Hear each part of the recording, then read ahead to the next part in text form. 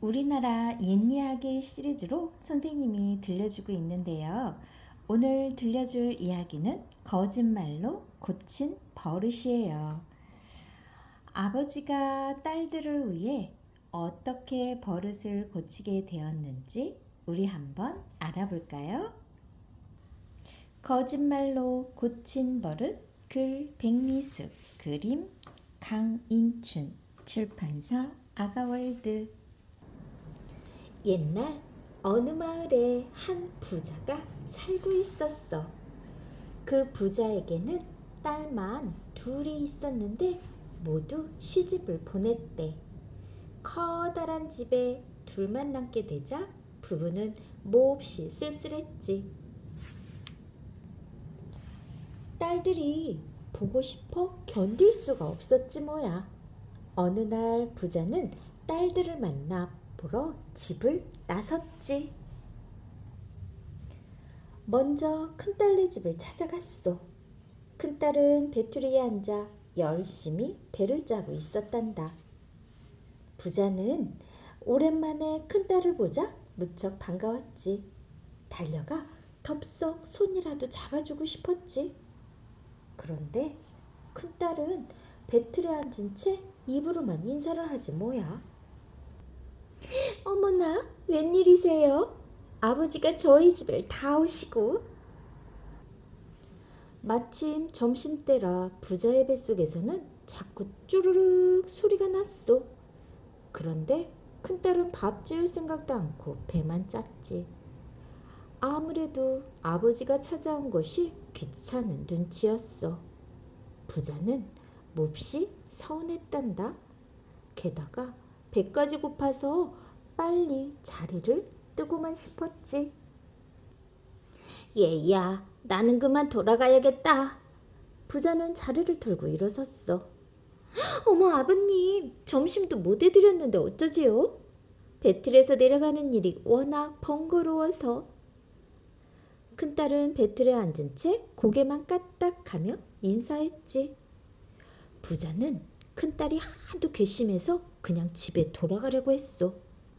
하지만 이왕 나선 김에 작은 딸네 집에도 가보기로 마음을 고쳐먹었지. 작은 딸은 불을 피워놓고 삼실에 풀을 먹여 말리고 있었어. 그것도 잠시도 그칠 수 없는 일이었지. 중간에 쉬었다간 실이 다 타버리고 말거든.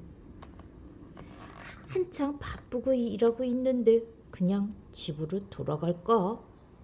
부자는 대문 앞에서 잠시 망설였지. 어머나 아버지, 어서 오세요. 작은 딸이 아버지를 보고는 벌떡 일어섰지. 작은 딸은 불을 끄고 얼른 달려나왔단다. 너무 기뻐서 눈물까지 글썽였어. 아버지, 어서 방으로 들어가세요. 절 받으셔야지요. 작은 딸은 아버지께 큰 절을 올리고는 점심밥을 지으러 부엌으로 갔지. 잠시 후 점심상이 들어왔어. 가난한 살림이라 고기 반찬은 없었지만 갓 지은 밥에선 모락모락 김이 났단다. 아버님, 차린 건 없지만 많이 잡수세요. 마침 몹시 배가 고팠던 참이라 부자는 아주 맛있게 먹었단다. 부자는 두 딸을 다 만나고 집으로 돌아왔어. 작은 딸 때문에 마음이 흐뭇했지. 하지만 버릇없는 큰 딸을 생각하니 그냥 있을 수가 없었단다. 어떻게 하면 큰애에게 자기 잘못을 깨닫게 해줄 수 있을까? 며칠 뒤 부자는 일부러 죽은 채 하고는 딸들 집에 알리게 했어. 아버지가 돌아가셨다는 소식을 듣고 가장 먼저 달려온 사람은 큰딸이었단다. 큰딸은 머리를 풀고 큰 소리로 울어댔어. 아버님, 이게 어찌 된 일이에요?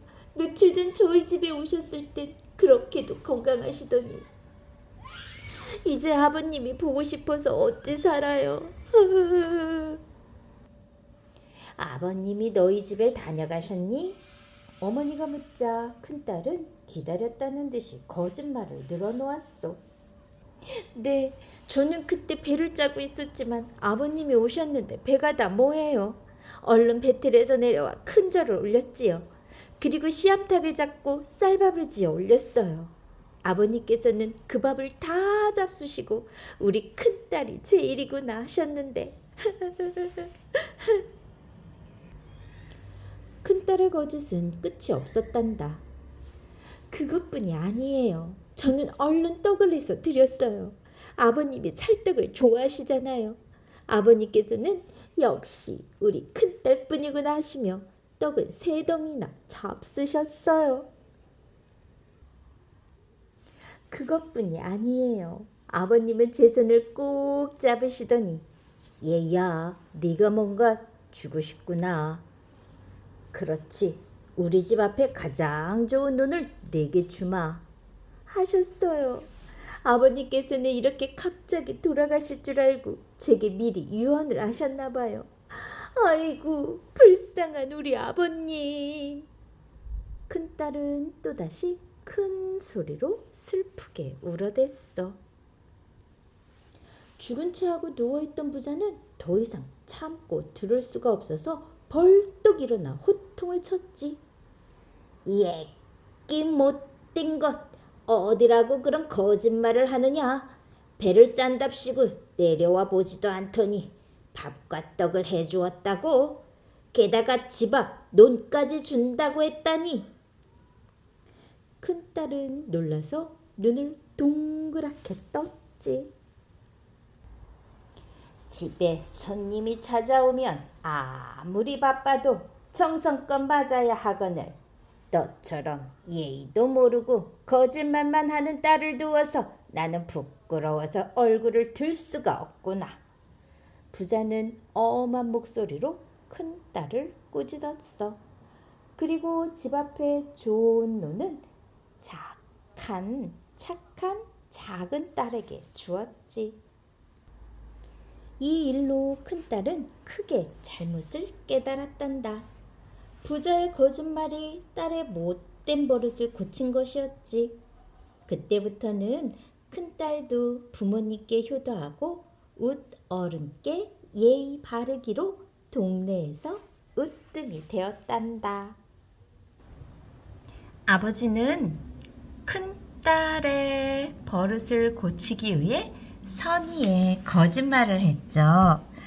거짓말을 하는 것은 나쁘다고 배워온 여러분들, 거짓말로 버릇을 고치다니 하며 의아할지도 모르겠네요. 물론 어떤 경우에도 거짓말은 옳지 않아요. 하지만 세상 일 모두가 원리 원칙에 딱딱 들어맞는 것이 아니듯 세상을 살다 보면 거짓말이 불가피한 경우도 있대요. 여러분들에게 좋은 의도로 하는 선의의 거짓말을 이해하면 좋겠네요. 아무리 좋은 뜻이라도 거짓말은 어디까지나 거짓말. 그에 따르는 책임은 철저히 자신이 져야 한다는 것도 확실히 해야 한답니다. 자, 오늘 선생님이 들려준 이야기 어땠나요? 여러분들도 평상시 부모님에게 어떻게 행동하는지, 그리고 예의 바르게 행동하는지, 아니면 버릇없게 행동하는지 곰곰이 생각해 보세요.